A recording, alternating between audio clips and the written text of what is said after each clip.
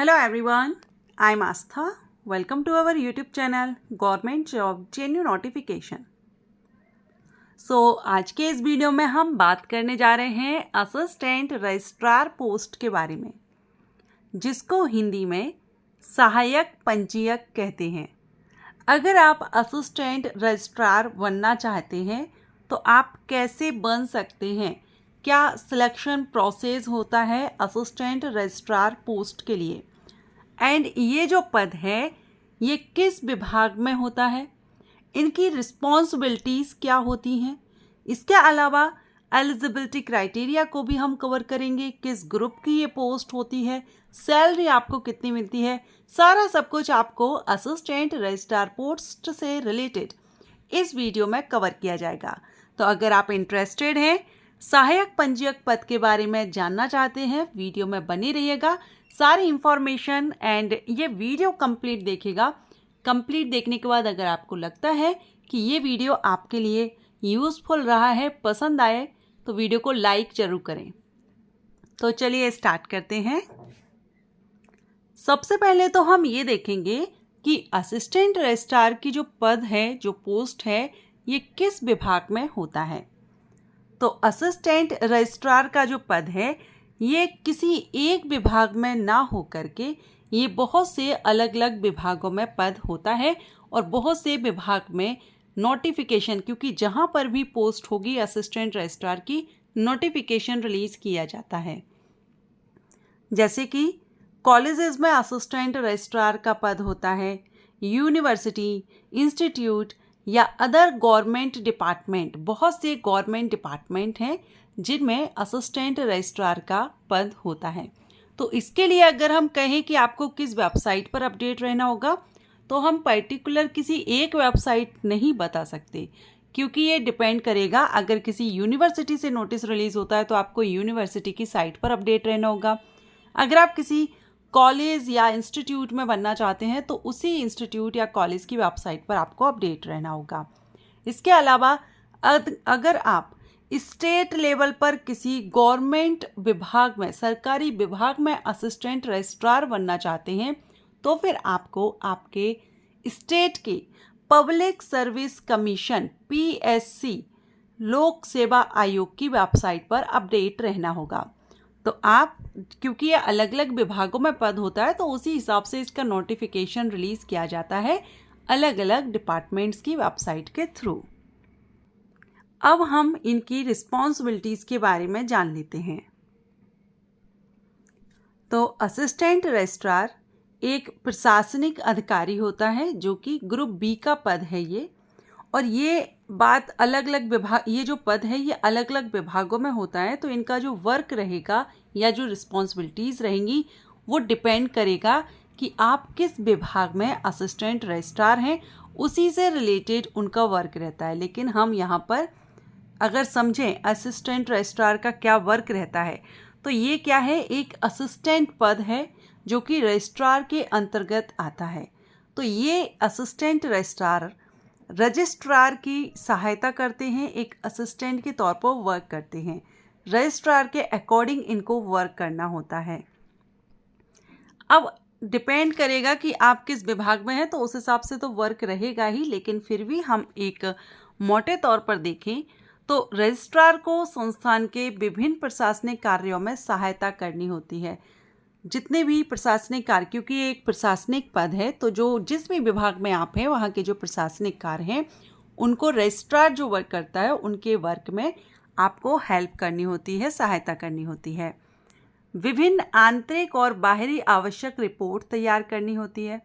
वहीं अगर आप किसी इंस्टीट्यूट या एजुकेशनल डिपार्टमेंट में हैं तो फिर आपको छात्रों के व्यक्तिगत विवरण, एकेडमिक रिकॉर्ड एंड अदर जो भी डॉक्यूमेंट्स हैं उनका सटीक रिकॉर्ड रखना होता है।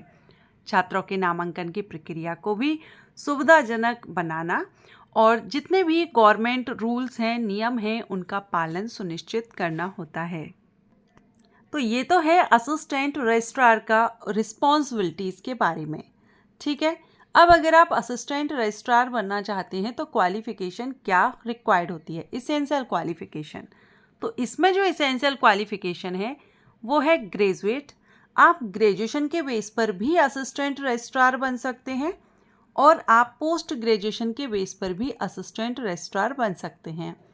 बहुत से ऐसे डिपार्टमेंट हैं जहां पर इसेंशियल क्वालिफिकेशन में पीजी मांगा जाता है, लेकिन वहीं और ऐसे भी डिपार्टमेंट हैं जहां पर ग्रेजुएशन के बेस पर भी भर्ती की जाती है। और ग्रेजुएशन के बेस पर भर्ती अभी हाल ही में नोटिफिकेशन रिलीज़ हो चुका है, तो आप अगर ग्रेजुएट हैं तो आवेदन कर सकेंगे असिस्टेंट रजिस्ट्रार पद के लिए। अब इसमें फ्रेशर कैंडिडेट भी एलिजिबल होते हैं और एक्सपीरियंस होल्डर भी एलिजिबल होते हैं। जैसा कि मैंने बताया, ये अलग अलग डिपार्टमेंट के द्वारा नोटिफिकेशन आता है, तो ये डिपार्टमेंट या विभाग पर डिपेंड करता है कि वो क्या क्वालिफिकेशन रखते हैं। कई जगह पर ग्रेजुएट और फ्रेशर्स एलिजिबल हैं, तो कहीं कहीं पर post graduate and experience holder eligible होते हैं। तो आप ये जहाँ से भी नोटिफिकेशन आए उसमें आपको क्लियर करना होगा। लेकिन जैसा मैंने बताया, अभी हाल ही में जो वैकेंसी आई है उसमें ग्रेजुएट फ्रेशर्स एलिजिबल हैं, उसको अभी हम कवर करेंगे लास्ट में। चलिए अब हम बेसिक इंफॉर्मेशन देख लेते हैं। Age criteria, selection procedure, salary. तो यहाँ पर आप देख रहे हैं अभी जो वैकेंसी आई हुई है उसको, जैसा मैंने आपको बताया, ये डिपार्टमेंट है औद्योगिक नीति एवं निवेश प्रोत्साहन विभाग। इस विभाग में असिस्टेंट रजिस्ट्रार के पद पर भर्ती विज्ञापन जारी किया गया है, जो कि आप यहाँ देख सकते हैं, सहायक पंजीयक, असिस्टेंट रजिस्ट्रार। श्रेणी तो ये राजपत्रित द्वितीय श्रेणी मीन्स ग्रुप बी की गेजेटेड पोस्ट में ये है, ठीक है। सो ग्रुप बी के अंतर्गत ये गेजेटेड पोस्ट होती है, जिसमें अभी जो भर्ती आई हुई है वो परमानेंट भर्ती है। वेतनमान 56,100 से 1,77,500, फिर इसमें आपके अलाउंसेस ऐड होते हैं। ग्रुप बी की पोस्ट है तो आपको काफ़ी अच्छी सैलरी इसमें मिलती है। शैक्षणिक योग्यता तो इसमें देखिए ग्रेजुएशन मांगा गया है। यहाँ पर किसी मान्यता प्राप्त विश्वविद्यालय से कला, विज्ञान, टेक्नोलॉजी, इंजीनियरिंग की उपाधि सम्मिलित है या वाणिज्य या कृषि में द्वितीय श्रेणी उपाधि, ठीक है। तो कृषि वाले कैंडिडेट भी एलिजिबल हैं एंड वाणिज्य यानी कॉमर्स साइड से इंजीनियरिंग, टेक्नोलॉजी, कला, साइंस सभी कैंडिडेट यहाँ पर एलिजिबल रहेंगे। एज 21 से 40 वर्ष रखी गई है। अब एज भी डिपेंड करता है कि आप किस विभाग के लिए आवेदन कर रहे हैं और किस स्टेट से वैकेंसी रिलीज हुई है। अभी एमपी स्टेट की बात करें तो अपर एज लिमिट 40 ईयर है अनरिजर्व कैंडिडेट के लिए। एज आपकी अभी के लिए 1 जनवरी 2025 से काउंट की जाएगी। सिलेक्शन प्रोसीजर में आपका रिटन एग्जामिनेशन होता है, रिटन एग्जामिनेशन और इंटरव्यू। रिटन और इंटरव्यू के बेस पर आपका सिलेक्शन किया जाता है। इंटरव्यू आपका इस पोस्ट पर होता ही है, किसी भी विभाग में आप भर्ती होना चाहें आपको रिटन टेस्ट और इंटरव्यू देना होता है।